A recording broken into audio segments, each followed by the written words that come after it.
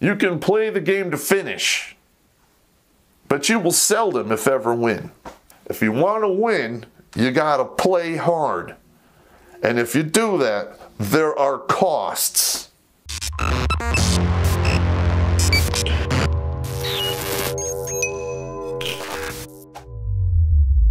Alright, gentlemen, Terrence Popp here with another episode of Lair from the Lair. Alright, now today, let's see. I'm going to be going over an article somebody sent me in regards to some new studies out there about how toxic masculinity is leading to bad life outcomes for men. I am not going to lie to you, gentlemen, and in all reality, if you play hard and you work hard, sooner or later, life is going to get hard for you. Okay, it's just that simple. You burn the candle at both ends, the candle lasts but half as long. What can I say, you know? And also, life doesn't give a shit about you. Plain and simple. Either you can hack it, move forward, and get done what needs to be done, or you die in place. Alright, so, they're talking about these bad life outcomes, later in life consequences. Men, they die before women. Why is that? Because they f***ing want to. That's some dark humor. Because, hey, for the most part, they're treated as pack animals, and whenever, you work the animal harder than the other one of them's going to die first. It's just common sense, wear and tear. That's the way it works. Now, you notice how I have the arrow here and the question mark, because, this stands for the upside down cross rammed up in between where the sun don't shine, because it's pretty much what the Western women of the world are today. They're basically devil incarnate. But hey, that's just me. What do I know? All right, now, they're also talking about various illnesses like heart disease, stroke, nervous system issues, MS, and other various forms of issues. Men get heart disease, more than women. A lot of that's tied to testosterone. And, a lot of women don't have any heart issues until they hit menopause, and that estrogen tanks and goes f***ing south. They get a lot of calcium that builds up in their cardiovascular system relatively quickly. Whereas, men, for the most part, have a slow accumulation throughout their entire time here on this earth. It catches up to us with a vengeance roughly, for the most part, north of like 60, if you're lucky, north of 70. In my instance, it runs in my family, so I should probably be feeling it here in a couple of years, even though I stay in shape and I try to eat relatively healthy, in between bouts of Del Taco, but that's either here nor there. All right, another thing that goes along with heart problems, strokes. Men tend to, like I said, they play rough, especially if you played contact sports in high school. Especially when I played tackle football, there was no rules about not spearing and helmet-on-helmet contact, and pretty much every play was, you're trying to kill a guy. And guess what? That adds up over time. And when you get later on in life, from playing rough when you're younger, the pipes start to leak in your thinking meat. And guess what? You're trading in your meat suit for its mineral deposit and getting your ass right back in line to do it all again. That's just the way it is. Now, another thing that plagues men is injury, at work and play. All right, like, for instance, if you look at the labor, the Department of Labor and Statistics, 95% of all injuries and deaths that occur during work hours or on the work force happen to men. So for every 95 men that get hurt or killed on the job, only 5 women. All right. Now, why is that? Because You know, women don't want to actually admit this, but men do all of the f***ing jobs to keep the civilization rolling. Clean out the sewers, they mine for coal and dig for oil and drill for oil and dig for minerals. They're doing all the road work. They're putting up your electric lines, fixing the trains, working on the planes. Pretty much everything. That stuff is dangerous, especially when you're working with stuff that's heavy, because gravity always works. And if you're not careful and you make one of the classic mistakes that men make, and you set your own death trap with pride or what have you, and guess what? You make one mistake, boom, you're dead, boom, you're missing an arm, boom, you're missing a leg, and it's over for you. All right, that's just the way it is. With a 95-5 difference in those statistics between who gets hurt and killed on the job, I mean, the numbers speak for themselves. All right, now women will give that argument like, well, men just don't let women do those jobs. Well, yes and no. All right, like I said before, if you're moving heavy shit around and, you have a 115-pound helper, or you're working with somebody who only weighs 120 pounds and something falls on you or something needs getting muscled in a position to make it safe, who's going to do that job better? All right, the 180 to 150-pound man-ish, or the 120 to the 160-pound woman? All right, now, I said this before in the past when I was in college. I used to argue with these stupid bimbos, B-words in my class all the time. And I basically got up in front of the class and I said, by a show of hands, all right, we're going to put a situation out there. You're coming home from work. You're driving down the street and you notice your house is fully engulfed in flames. Your 3 children are in that house. Who do you want to see pull up out front to save your loved ones? 3 or 4 individuals who weigh 200 to 250 pounds, who are men, carrying axes and hoses, who can John Wayne through the front door and tear through drywall or whatever they got to do, or, a couple of 150, 160 pound women, even if there was 4 or 5 of them. Answer honestly.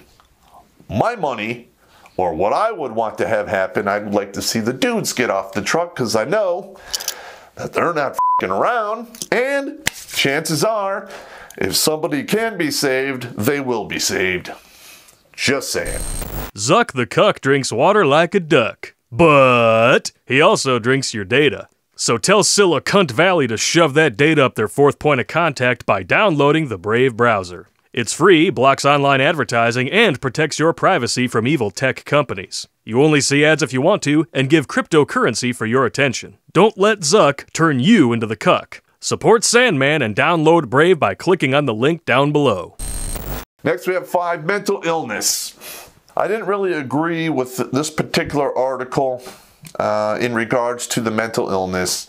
When you look at the statistics, 1 in 4 women take head meds. Okay, and that stat's 12 years old. I'm going to make an educated guess that it's probably 1/3 of women take head meds. The men of today take head meds when they were younger, and periodically if they need them, for emergencies or if situations dictate. Another big contributor to mental illness is loss of children. Men have to deal with that. I don't understand why people can't seem to wrap their head around this.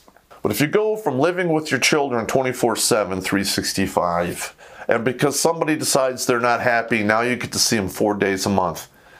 In that man's brain pan, it is the equivalent of a death. All right, and it's a grief, and it's processed like grief. All right, so you're not only processing the grief and the loss of the marriage, but the loss of the children, which in my opinion is far worse. All right, listen, at the end of the day, she's just a piece of pussy. You could get another piece of pussy. Women are like a bus. Another one is going to show up. But your children are your children. And when they are removed, it is incredibly stressful. All right. And a lot of times it flips switches in your brain pan that you can't unflip, or it's very hard to unflip. And a lot of these guys live in the pain mind for the rest of their life. And little tiny things could push them over the edge and just make it go astronomically worse. They lose anchor points in their life. Like a lot of men who are blue-pilled, they get divorced. And they think that the anchor point that makes them valuable is being of service to a female. Okay, or being married, or being in that relationship thing. Okay, and when they're still in the blue pill mind and you rip up that anchor, they just go off to sea, and they're at the mercy of the storms and the winds that are out there. All right, they haven't taken the red pill and realized, whoa, I don't need that. I'm my own person.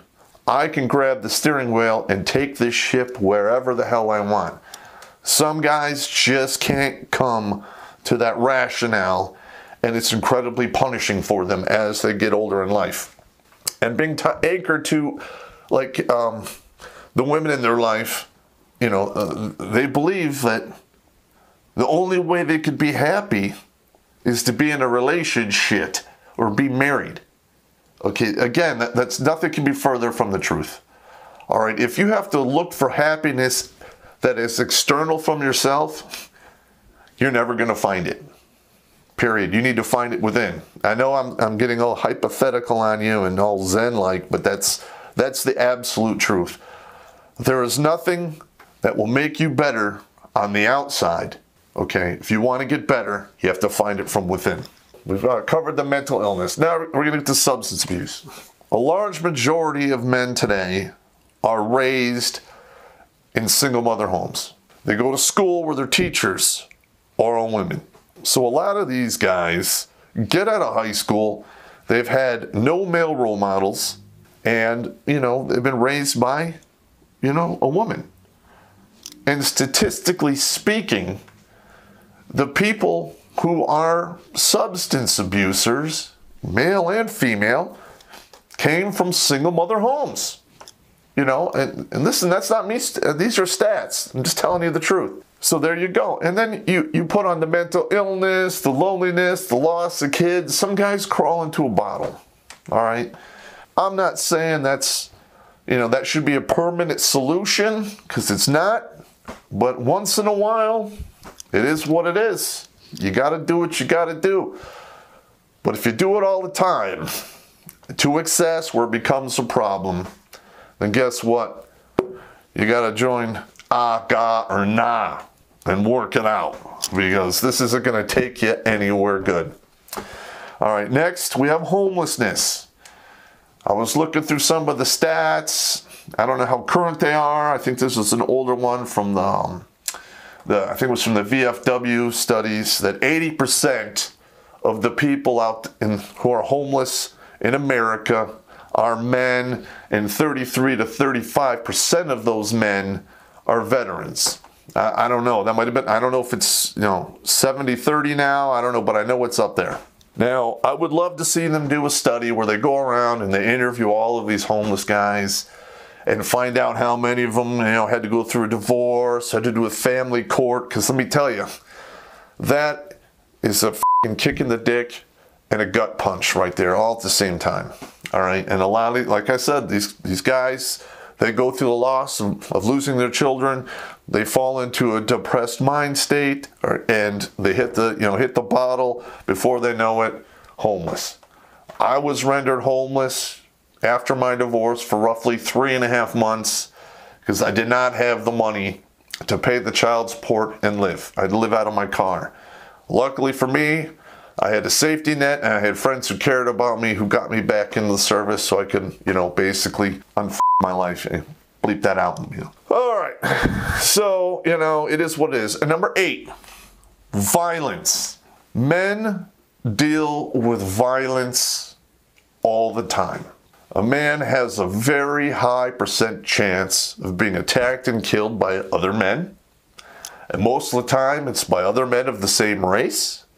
In prison, men are sexually assaulted.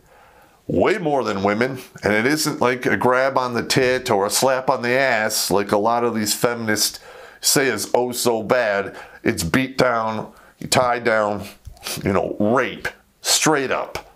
Okay, that is not good. All right, and another byproduct of rape is injury. Listen, it doesn't take much to get punched in the face, to have a bone come off of your orbital, go into your eyeball, and blind you. Or you can get hit in the eye, crush the eyeball, damage the optic nerve, and be blinded. Broken jaw could lead to all kinds of problems into later life, sleep apnea, and so forth, which leads to cardiovascular problems, neurological problems, and yes, even stroke. Now, with that being said, with all of this propaganda about how bad men are and how toxic masculinity needs to change because it's bad for men, did you know that the binge drinking for middle-aged women in the past 10 years has skyrocketed? Did you know that the suicide rates for middle-aged women, you guessed it, has skyrocketed? Mental illness, women and middle-aged women, skyrocketed. I read one study where the actual life expectancy of some of these women is starting to come down now. What is happening? Well, I think that these women are now being exposed to the same pressures that men are, and it's starting to take the same toll upon these men, shortening their life expectancy and later life outcomes, because a large majority of single women after the age of 50 live in poverty. All right, not so much men, and women who stay married have a very low poverty. There's a very low chance of them being in poverty. All right, you can find all these stats online, Google them. They're all within the first, 7 to 10 pages on Google or DuckDuckGo or what have you, or Bing, which is I use Bing mostly now. But this isn't rocket science. All right, now when I read this, I'm like, wow, this is straight up propaganda. And it's just like, the organization in charge, or who makes a lot of the rules and regulations for psychiatrists, stating that, toxic masculinity is actually mental illness, which is complete bullshit. It isn't, okay? It's like male privilege and white privilege and then white male privilege. It's all bullshit. It doesn't exist. All right, it's all propaganda, designed to either, make you weaker or fool you into believing something that doesn't really exist. All right, it's just that simple. At the end of the day, it doesn't matter what you have swinging or hanging or not hanging between your legs or off your chest. Life is hard, and it does not care, okay? It will kill you, straight up.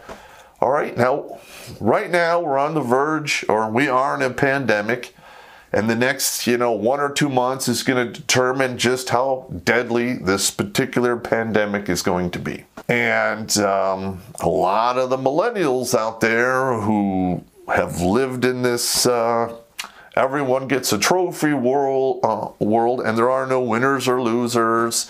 They're about to get a rude awakening, all right, because shit's gonna get real, all right, and they're gonna find out life isn't easy. Life doesn't care about them, and life wants to kill you.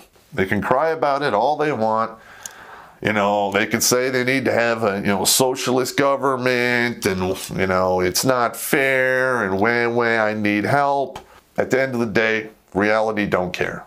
So please, whenever you read an article or you hear about this bullshit about toxic masculinity, take it for exactly what it is. Propaganda. You can play the game to finish, but you will seldom, if ever, win. If you want to win, you got to play hard. And if you do that, there are costs. It's like that no matter what you do.